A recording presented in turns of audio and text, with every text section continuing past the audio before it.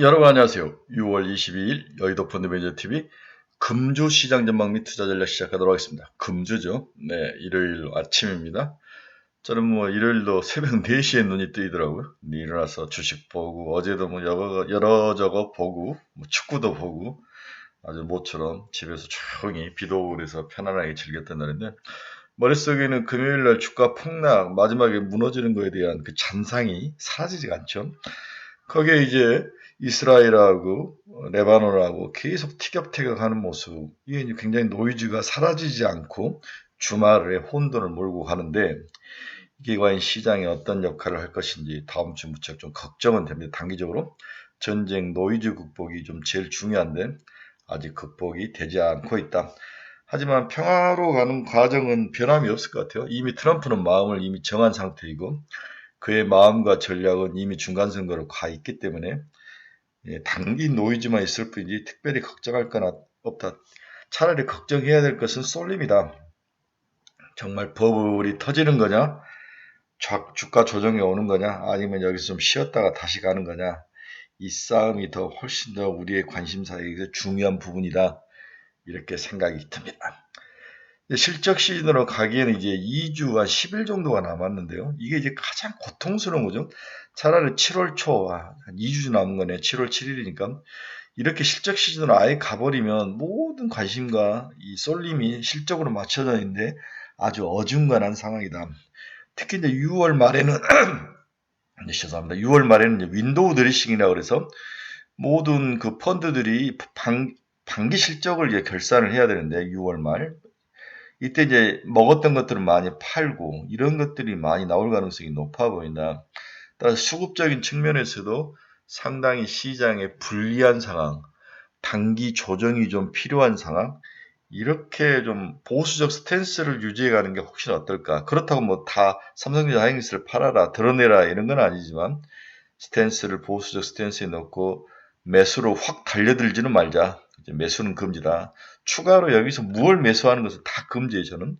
삼성전자 하이닉스로 막 많이 터져 있는 종목들 마지막 몰빵 때려서 50만 원까지 쇼부를 봐라. 삼성전자 50만 원, 하이닉스 300만 원 쇼부를 보고 이 장을 끝내라. 더 가는 것을 까치밥이라고 생각하고 던져버려라. 이게 이제 제 확고한 생각인데 이제 35만 원에서 40만 원 가는 사이가 좀 둔탁한 게 있고 40만 원 넘으면 50만 원까지는 금방 갈 가능성이 높아 보입니다. 따라 삼성전자를 40만 원에 빨리 올려놓는 방법. 또 1등과 2등이 10% 차이로 쫓아오는 거 누가 이길 거냐.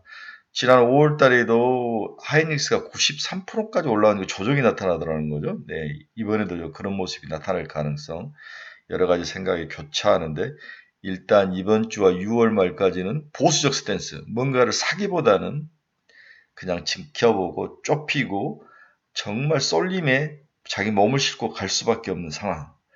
이렇게 예상을 해봅니다.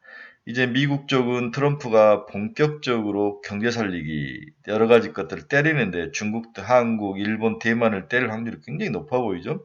반도체가 여기에 혹시 관세로 쏠려 들어가지 않을까 그런 두려움은 있지만 일단은 좀 지켜봐야 될 것 같습니다. 생각이 많고 또 고민해야 될 것도 많고 또 여러 가지를 봐야 될 것도 많은 머리가 아주 복잡한 6월 21일이죠. 오늘은 내일은 22일인데 21일 금주 시장 전망 및 투자 전략 출발해 봅니다. 구독, 좋아요 많이 눌러주십시오. 네, 향후 시장 전망 및 투자 전략을 한번 보자. 향후 시장 전망.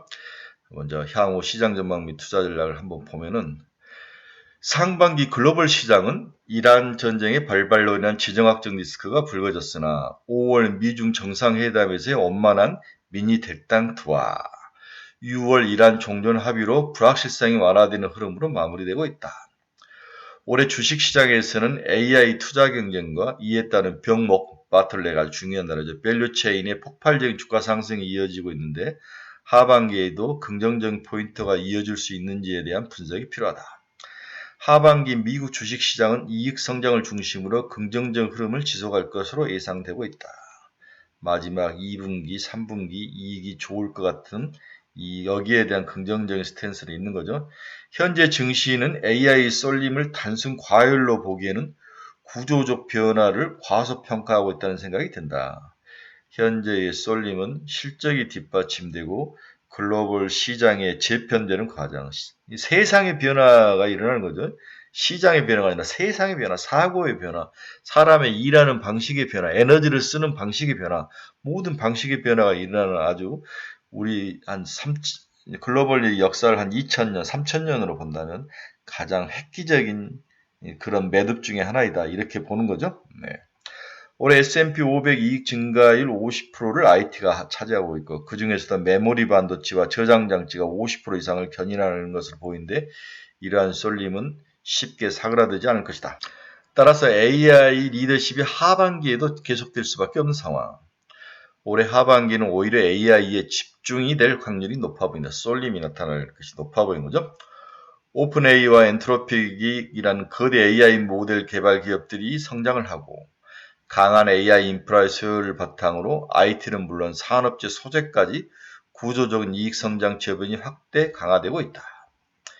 메모리 반도체를 코어로 두되 또 다른 병목인 전력 밸류체인, 전력 관리 장비라는 냉각 시스템, 변압기, 가스터빈 여기에도 지속적인 관심을 가져야 된다. 이것을 기본 전제로 깔고 한번 속사를 뜯어보도록 하겠습니다. 자, 오늘 첫 번째 질문은 AI 카펙스 사이클은 지속 가능한가? 네, AI 투자 이게 죽으면 이 장 끝나는 거죠. 이 카펙스 투자는 지속적으로 가능한가? 계속 이 질문을 계속 하는 거죠. 여러분들도 계속 이 질문을 이게 제일 중요한 투자 키포인트이기 때문에 AI 카펙스 투자는 멈추는 건가? 줄어드는 건가? 늘어나는 건가? 언제까지 가는 건가? 어떤 기업들이 여기에 몰빵을 하고 있는 건가? 누구는 지금 발을 빼고 있는 건가? 잘 봐야 되는 거죠. AI 카펙스 사이클은 지속 가능한 건가? 이제 AI 기업들의 기술 수준이 일정 궤도에 오른 현 시점에서 이제는 자금 조달 시장의 건정성을 우려하는 것들이 많이 나타나고 있고 기업들의 재무 건정성, 투자 대비 수익 등 시장 시선이 살짝 이동을 하고 있죠. 네. 올해 1분기까지 주요 5개 하이퍼스케일러들의 매출 대비 카펙스 비중은 33%로 지난 26년 내 최고 수준이며 이는 27년 상반기까지 더욱 증가할 전망이다. 여기서 뛰어내리면 죽는 거죠. 네. 이제 달리는 자전거 바퀴처럼 멈출 수가 없는 거죠. 그리고 이런 카펙스 투자를 계속 하기 위해서는 주요 하이퍼스케일러들은 모든 가용 자원을 활용할 수밖에 없다. 그렇죠? 이젠 유상증자까지 온 거죠. 채권 발행, 유상증자 계획까지 모든 활용 가능한 자원을 여기다 쏟아붓고 있다. 이런 면이 긍정적이죠. 만약에 이 전쟁이 거의 끝난 상태에서 이렇게 돈이 부족해서 운영자금이 부족해서 쏟아부었다는 문제가 있는데 이 전쟁의 끝을 보기 위해서 쏟아부은다. 카펙스 투자를 위해서 그런 면들이 시장에서 아직까지는 우리가 채권 발행까지는 이거 좀 위험하지 않은가? 유상증자, 이건 정말 위험한데 여기까지 왔는데 아하, 이건 미래 먹거리를 위해서 모든 것들이 쏟아붓는 것이다. 이 정도까지는 우리가 이 정도까지는 주식이 망가뜨릴 상황은 아니다. 이 정도까지 이해는 해주고 있는 거죠. 그래서 유상증자가 반드시 기업 주가에 부정적으로 작용하는 것은 아니지만 향후 하이퍼스케일러들의 매출 대비 카펙스 비중이 더욱 증가한다는 것은 돈을 버는 속도보다 돈을 쓰는 속도가 빠르다는 것을 의미하기 때문에 부정적이었다. 하지만 길게 보면 마지막 단계에 있기 때문에 여기서 이제 수익을 얻을 수만 있다면 충분히 견딜만하다. 그래서 사람들이 이렇게 투자를 해서 승리하는 몇 개가 과점하고 이들이 돈을 빨아갈 거야. 여기에 대해서 인정을 해주는 거죠. ROI 불확실성이 계속되는 상황에서 유상증자를 통한 투자를 시장은 달가오지 않는 분위기다. 하지만 한편으로 이와 같은 카펙스 투자 사이클이 올해 하반기에도 높은 수준으로 유지된다면 AI 인프라 생태계 관점에서는 긍정적이다. 부정적인 요인과 긍정적인 요인이 부닥쳤는데 시장은 긍정적인 요인의 방점을 찍어줬다는 거죠. 다시 말해서 데이터 센터 수요가 지속됨에 따라 AI 반도체 칩, 데이터 센터 인프라 부품, 기기 등의 수요는 견고하게 유지되고 관련 밸류 체인들의 이익 성장과 주가 모멘텀이 지속될 수 있음을 의미한다. 여기에 시장은 긍정적으로 반응했다. 그러나 현재 주가들이 100%는 아니지만 이러한 긍정적 과정을 주가에 충분히 선반영되고 하고 있다는 것은 주의가 좀 필요하다. 따라서 이제부터는 추격 매수는 무조건 비추죠. 뭔가를 다시 반도체 칩, 데이터 센터 인프라, 전력기기에 대해 추가로 투자하는 것은 좀 반대다. 기존 보유 종목에 대한 목표 가격을 설정하고 지금부터는 이익 실현 전략을 고민해야 할 시기다. 이제 빅사이클의 하반기 언제 빠져나오느냐 여기에 더 몰입해야 될 시기이지 지금도 투자 뭘 더 사야 되는 시기는 아니다는 거죠. 그래서 주요 하이퍼 스케일러의 잉여 현금이 빠지고 있는 거, 현금들이 대부분 다 빠지고 있는 모습은 리스크 요인으로 보여집니다. 주요 하이퍼 스케일러의 차이 부전도가 올라가죠. 다 올라가고 있습니다. 주요 하이퍼 스케일러 유상증자 계획 및 현황이 쭉 나와 있죠. 알파벳 850억, 오라클 400억 달러와 200억 달러, 메타도 수백억 달러 유상증자를 검토하고 있다. 아마존과 마이크로소프트는 아직까지는 없습니다.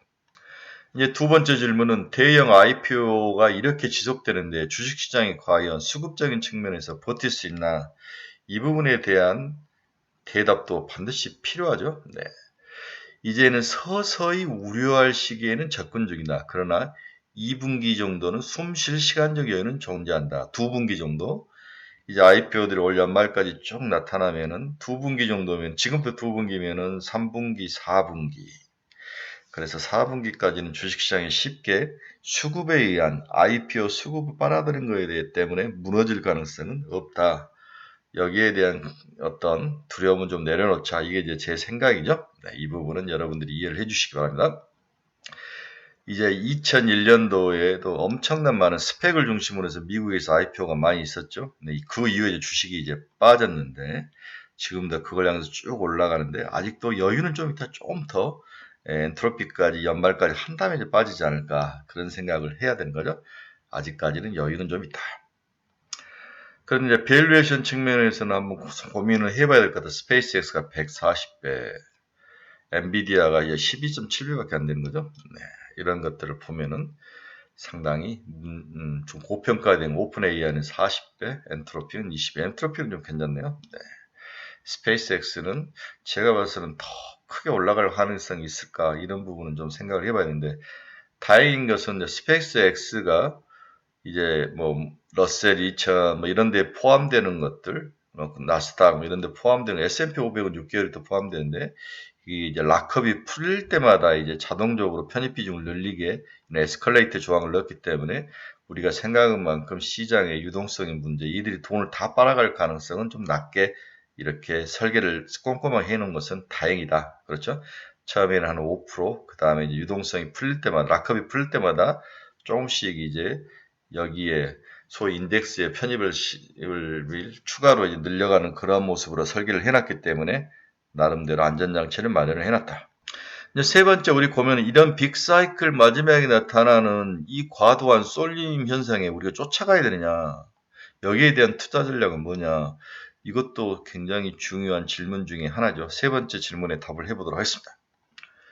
1999년 하반기 한번 필요하다. 하반기를 좀 보는 게 1999년 상반기 연준 기준금리 인상 전에는 S&P 500 성장주와 가치주 주가 수익률이 비슷했죠. 금리를 인상하기 전에는. 하반기 기준금리 인상 후에는 모멘텀 팩터로 쏠림 현상이 심해지면서 성장주는 15%나 상승했지만 가치주는 마이너스 2% 하락을 했다. 쏠림을 더욱 가성화시켰던 것은 금리 인상이라는 거. 이번에도 이제 금리 인상이 미국에서는 아마 9월 정도에 나올 것 같은데 이럴 때 쏠림이 더 가속화될 수 있다는 거죠. 1999년 상반기 S&P 500 테크, 금융, 경기소비재, 산업재, 에너지가 지수 대비 아웃퍼폼을 했지만 하반기에는 테크와 산업재 단 2개 섹터만이 지수 대비 아웃퍼폼을 했다는 거죠. 쏠림이 더욱 좁혀지는 현상. 당시 S&P 500 지수 내 주가 상승 종목수도 감소했고 하반기에는 상승보다 오히려 하락 종목수가 많아지는 모습이 나타났다는 거죠. 그래서 빅사이클의 마지막 단계는 이런 쏠림이 나오는 것은 당연하다. 이번에도 지금 그런 모습이 나오는데 고금리 국면에서 주가가 상승하는 업종이나 종목의 집중화 현상이 나타났던 게 1999년 케이스였다는 거죠.